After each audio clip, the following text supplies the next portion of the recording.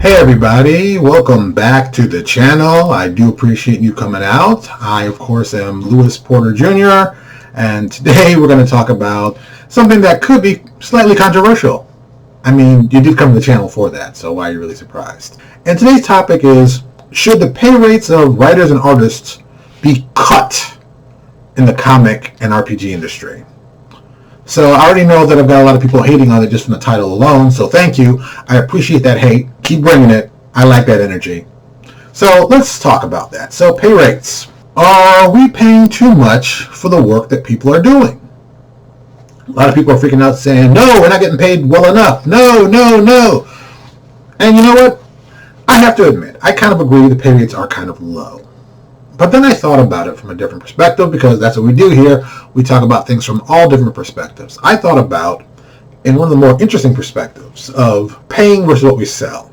Now, most places will pay people, writers and artists, as just regular workers.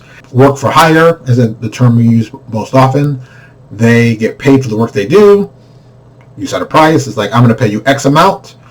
Everybody agrees. Yes, we agreed. They do the work. You pay them the amount, and they walk away. And that's it. The writer or artist doesn't have any more direct relationship to the work they submitted. And usually when it comes more writers and artists, but usually the work will come in and then will get edited by an editor, where things the writer may have written may be changed or modified to more of what they want for print. And that happens very often. That is a very common occurrence. Usually something needs to be changed, the flow of it has changed in the production of it, and you don't really want to hire the artist to do it. The editor will fix it. It's usually something small, but it can be something big too, so don't assume it's one or the other. It doesn't happen that much in art. It's a little different setup, but once in a while it does happen. Things are edited by an inker who might go over some penciler's work to make it look a little more a certain way, and vice versa, so you never know. But these things do happen in these industries. But once you get paid for the work, it's work for hire. You got paid for it because we hired you for it, and that's it. They don't make any residual income. So a lot of people have been saying that, oh, that's not fair for writers. Writers should get a piece of the residual income. I mean, you're selling it and you're making money off them and you paid them, but that's not enough. They're worth more. And I thought about that for a real long time, and I was like, people said that for a while.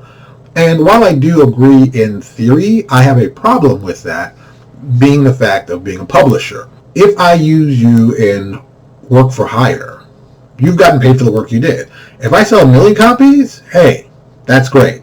If I sell 2 copies, well, it is what it is. I paid you according to the work. Now, you being the writer or the artist, if it sells 1 million copies, probably, most logically, your name will get out there and people will hear about you, and that will be an extra advantage when you want to negotiate your next project. So if you're in the position, and I'm going to talk about writers, but I'm going to say writers, also artists. So if you're in a position where you might want to give yourself a better, more advantageous situation, instead of asking for, as a writer, I would say more a writer in this specific instance, I'd ask for a percentage of the sales. See, the difference is when you ask for the work for hire, money's all up front. You get paid, it doesn't matter. But when you're asked for a percentage of the sales, well, then you have to figure out how well this thing sells. How important is your name? How much can you help to influence the amount of sales? Because realistically, if you say, hey, I'm going to do it for the sales, and the company doesn't promote it, well, then you don't make any money. But this also gives you a little more control. You, as the writer of this project, can promote this project. You can be like, hey, I just put out a new project from such and such company, and this is what we're doing. Come check it out. It's amazing. If you're a fan of my other work, this is why you like that. So in the best way described, you become part of the marketing team, going out there, giving that information about the product, giving that information out to people to check it out, and basically selling the product. Now, some writers don't want to do that. Some just want to get the money and go.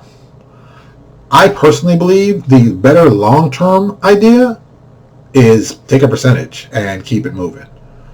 I know usually when we do our line for our image portfolio, the artist gets the majority of the money. The split that we have set up is the artist gets 55% of the money, 35% goes to the company that we use to do the stuff, Drive-Thru RPG, and I take 10%. So as you see, the artist gets 5.5 times what I make. But if it doesn't sell, they don't get any money. But I do everything to make sure it sells because I want my 10%. and I know they want their 55%. So putting out there, promoting it, and most guys I work with usually do that. They get a nice steady income on top of what they might normally get from their regular work on this thing or that thing, just selling their stock art with me. Is it a ton of money? Well, it's relative. When we have a big sale going on, we know we're going to sell a bunch. It does very well. We did a sale back in, we did it twice a year. We did it in November, December of last year, and then like springtime around this year. We did a big sale of 50 products by this one artist, and I know he did easily 5 figures that he took home in his pocket. Boom. Now, I didn't get the 5 figures. I got 4 figures. But they're good 4 figures. But, it all depends on how much you sell. And the more you sell, the better it is. So there's some people that I would tell in that situation, I would do that. For writers, definitely. Anybody who's a writer, I would suggest you take a smaller per word count to get a larger percentage of the back-end sales. Some people are like, well, what's reasonable for them to get paid? Well, it all depends on what people can afford. I had a publisher tell me that he pays 10 cents out a word for projects that he does. And I thought about that, and I'm like, 10 cents a word is kind of expensive. And you kind of have to guarantee a certain amount of sales. So this author was only selling at DM's Guild. So I want to put it in perspective. He was one of the hiring guys selling at DM's Guild. So he had, he's the top 10% of that whole thing. So he was on the upper scale of one of the higher selling ones. So for him, not a big deal. You move that side over to drive-through, where he doesn't have, the WotC big push, well, sales become a little more difficult. And, building a brand becomes a lot more difficult. There is no brand building on DM's Guild. You hear about this author and that author, and yeah, but are they going to be doing all different types of games? Or they're just going to be doing D&D games? And as much money as I'm making now, if there's a new edition, hey, your sales that you currently have are going to drop off a cliff because people are going to move to the new edition. And the new edition may or may not have an open gaming license. So that money you were making may dry up overnight. Now, most people aren't worried about that. They're like, oh, that couldn't happen. But telling you perspective of a guy who's been through 3.0, 3.5, 4.0, and 5.0 editions of the world's most popular role-playing game, Dungeons & Dragons, it can easily happen. New editions happen every time to a game, and depending on what's going on, it can affect future sales. So to sit there and assume that you're always going to be paid this amount of money is not just a bad idea. It's really a kind of could hurt your business in ways you haven't expected, because a slight downtrend in your business can affect your money. Now, that being said, artists kind of can do the same thing, but in the sense of, I'd say, stock art. That's another way for them to generate income, as I suggested before. Or maybe sell their art to the people. Say, hey, if it's going to be a small project, I want 20% of the revenue from it. And if you've done a fair amount of art for them, that's not a bad deal. Maybe they'll be for that. Maybe as a writer, you say, hey, I want 20% of the sales. Because you've got a big name and it's going to sell forever. That's another one. But usually people take the money up front.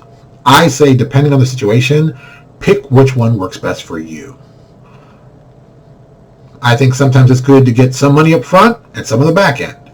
I think it's good to get maybe all of it on the back end. If it's going to be a long-term project is going to sell forever and you don't need the money right up front right now. It all depends. So, but the question really was, should the pay rate be cut? I don't know. I don't know if the pay rates should be cut. I think the pay rates are what they are based on the sales that are made. I think certain things sell better than others. I think certain people sell better than others. I think this is really all about the economics of where you're selling and what you're selling. And for you comic book guys, same exact thing. If I was you, I would be selling digitally right off the bat. I mean, let's be honest, selling digitally is going to be the future, and you should be selling digitally. If you have writers and artists involved, you should give them a piece of that. And you're saying, well, why should they give them a piece of it? I worked hard on it. Well, yeah, but if they wrote it and they did the art, and you now own their art in the sense that you can use it for your products, and of course they own the original arts, of course the artists, but the writers don't own the words, they've been sold. So toss them a couple bucks. It's a great way to get them to stay on. Maybe something you set up, like, okay, with our 100% of our stuff for our sale, our company we use that does the actual hosting, they take 30-35%. That is what it is. And then the rest of it you chop in maybe equally between the people. You get 10%, you get 10%, you get 10%. Maybe that's a way to go. Maybe some people get more, some people get less. It all depends. And what it helps you do is prevent money initially coming out of your pocket up front. Because if you're not making enough sales based on your previous, or you don't have enough money saved up, you've got to pay for that stuff out of your pocket. And that gets expensive, you know. There's ways to do this. But once again, you got to wonder, are the pay rates too high for the artists and the writers? Now, let me talk about an even more controversial aspect.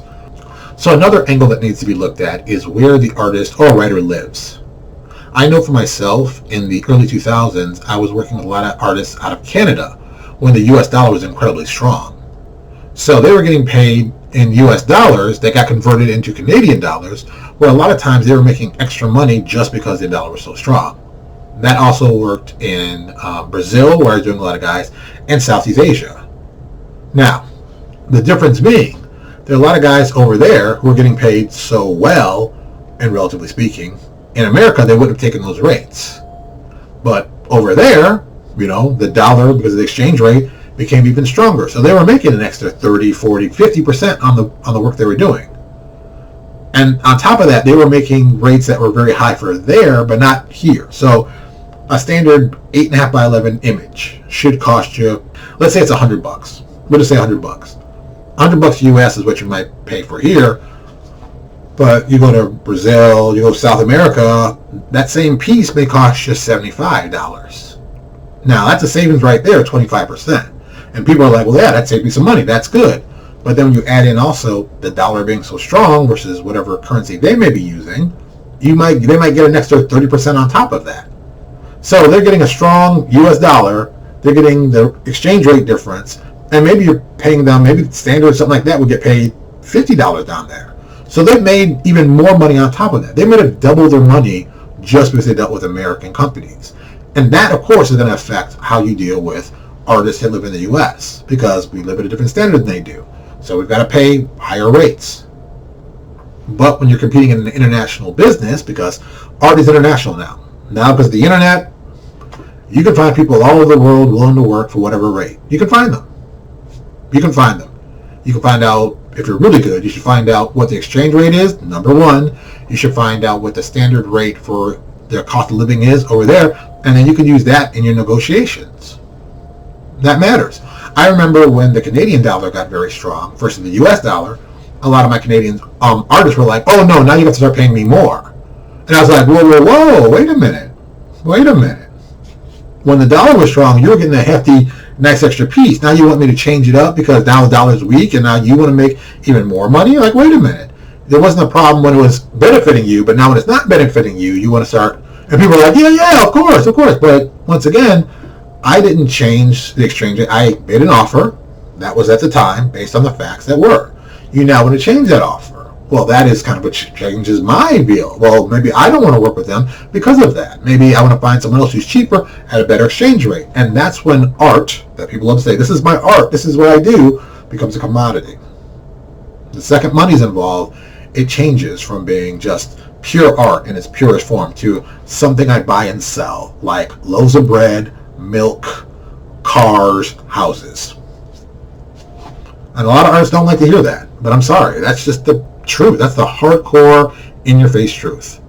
The second you sell it, it becomes a commodity. Artists, writers, whatever, it's a commodity. And commodities are worth what people are willing to pay for them. Some people are willing to pay more. Some people are willing to pay less. What you want is someone who can pay on a regular basis over a long period of time. Because there's nothing more painful and more crazy than having to look for more work for what you do. So what do you think? Do you think that artists and writers get paid too much? Do you think that artists and writers should think of different ways for themselves to get paid, to make more money in the long run? Or do you think they should just think of the front end, give me the money I asked for up front, and that's all it, and that's all I care about? Tell me, what do you think? Put a comment below. Let's talk about it, because I'm sure a lot of you are already giving me the attitude, and I'm hopeful that most of you all made it to the end of this video. Thank you so much for watching. I really appreciate it, and I'll talk to you all later. Hey, thank you for checking out my channel. Do me a favor, check out my other videos, and if you like what you see, subscribe.